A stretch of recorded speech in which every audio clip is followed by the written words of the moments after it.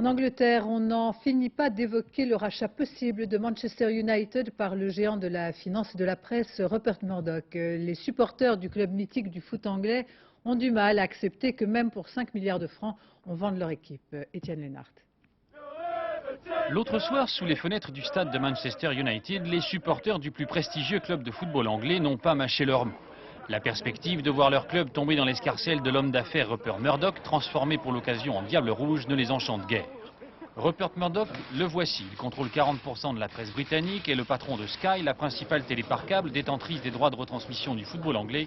Bref, pour les supporters, un dangereux envahisseur. Monsieur Murdoch peut acheter impunément ce qu'il souhaite en Amérique ou dans le reste du monde, mais il ne prendra pas Manchester. Nous ferons tout pour bloquer ce rachat, car si nous ne le faisons pas, ce sera la fin de l'indépendance de Manchester United.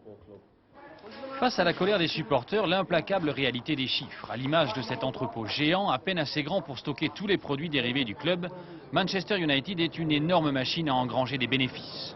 Le club le plus riche du monde, coté en bourse depuis 7 ans et qui dégage notamment grâce à la vente de ses casquettes, t-shirts et bibelots à l'effigie de l'équipe, près d'1 milliard de francs de bénéfices annuels.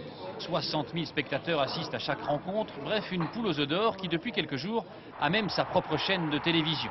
Le sport n'y est plus qu'un prétexte et les hommes de Murdoch, qui pourront désormais se vendre et se racheter à eux-mêmes les retransmissions des rencontres que jouera leur équipe, le reconnaissent publiquement. Sky et Manchester sont les meilleurs de leur ligue, chacun dans sa spécialité. Ensemble, nous avons la possibilité de monter une affaire formidable pour le 21e siècle. C'est sur le terrain que risquent de se rejoindre les intérêts des deux camps. Pour que l'affaire soit rentable, il faut que l'équipe gagne. Et si l'équipe gagne, les supporters seront contents.